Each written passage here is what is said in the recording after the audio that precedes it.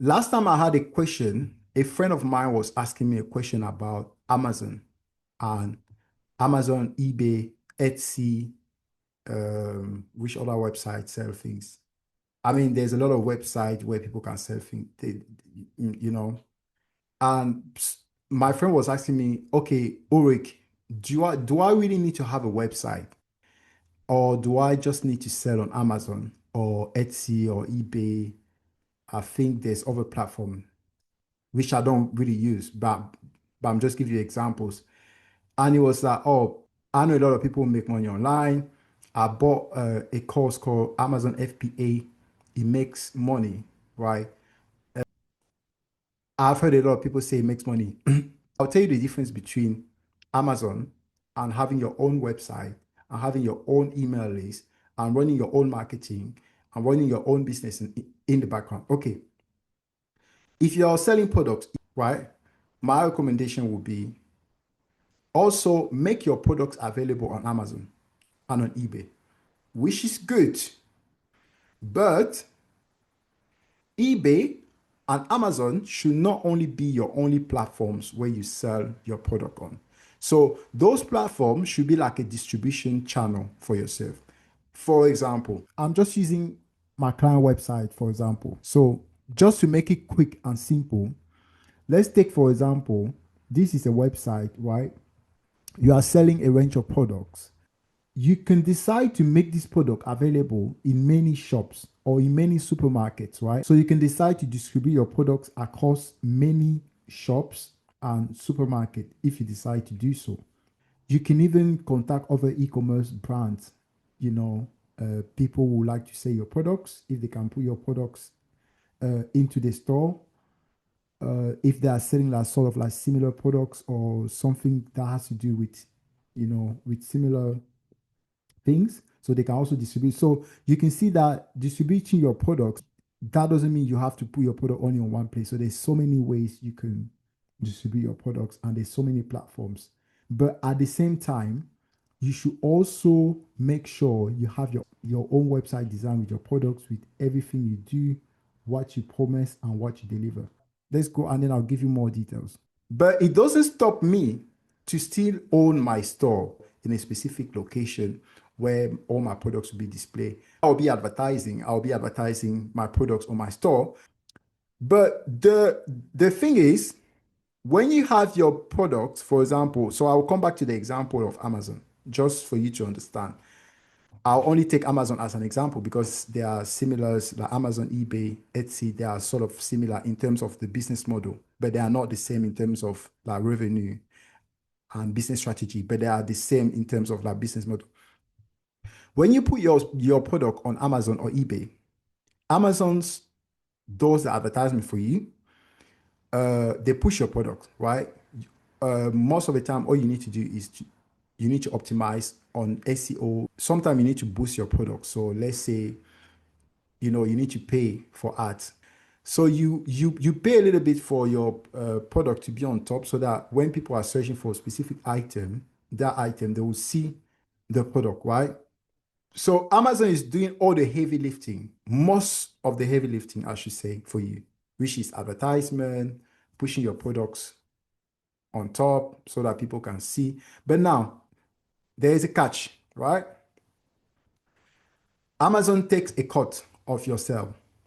So when you sell, Amazon takes a cut. So I think the percentage Amazon takes today is probably 10%. Let's just say 10%, assuming 10%, right?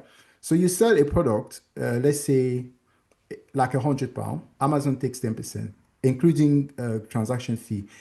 So that's like an information I've managed to pull over. Right? So between 8 to 15%, right? So that means every time you sell a product that costs £100, Amazon will probably take £10. That includes this fee includes the item price, shipping, and gift wrapping charges. Okay, so I guess Amazon will fulfill, but I know the commission is around 8 to 15%. So that's like 10%, assuming that, right? Let's just cap it at 10%. So Amazon takes a cut of your revenue, 10%, which is fine. it's business, right? So that's an agreement you had, and they take what was agreed. Now, when you have your own store, again, as I said, if I have like a product, right? For example, I have this half vest, right? This vest, I'm selling this. I will sell my product on Amazon as well, but I will not leave Amazon to be my only place where I sell my product. That's like that's my point. Now, um, when you have your own store, right? Let's say, for example, your store is uricshop.co.uk. You sell these products, you need to look after the advertisement, like the marketing. So you need to have like a marketing department, or you need to look after the marketing yourself. You can do that. Um, if you don't have the money to hire someone, you can look after the marketing yourself. You learn and you do it. Once you have the money, you start hiring someone, or doesn't matter the way, but find a way to market your product. You market your product. You uh, apart from marketing your product, you package your product and sell your product. So now you will do the mathematics, right? I've spent this much money on testing a specific audience. I have this data about specific group of people.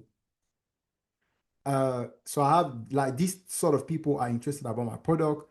This sort of postcode works because postcode is very important. Like the location you're selling, the places you're targeting, the income bracket, right? Income bracket. So how much people earn, people of certain class, that people will have like residual income. There's a lot of people who work by the end of the month they don't have anything left. Probably not your target because they don't have any money to spend after the salary. But there's people after they earn, they have a lot of money left to spend. So you could see that, okay, I have this group of people that I can target.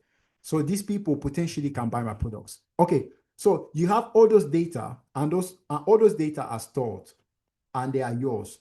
So now okay, I'm selling this type of product. This type of product is my bestseller.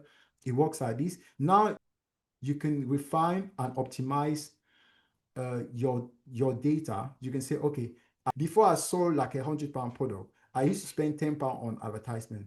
Now, because I know my audience, I know my message really well, my advertisement drop from £10 to £2.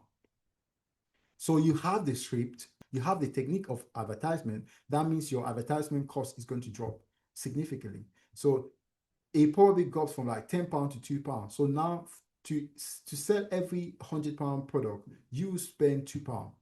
So you can see that you're spending less. I'm not telling you shouldn't sell on Amazon. You can still push your products on Amazon, which is absolutely fine. Don't get me wrong.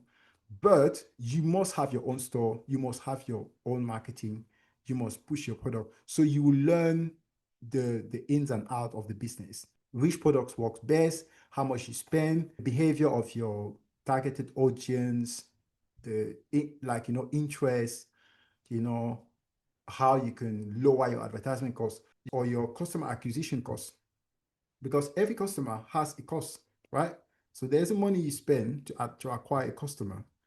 That's called a customer acquisition cost. So you work on lowering your customer acquisition cost. That's when you get more profitable as well. Because if you used to spend £10 to acquire a customer, now you spend £2. That means you have £8 profit. So if you have like for example, you have like 1,000 customers, for example, and 1,000 customer times eight, that's a lot of money.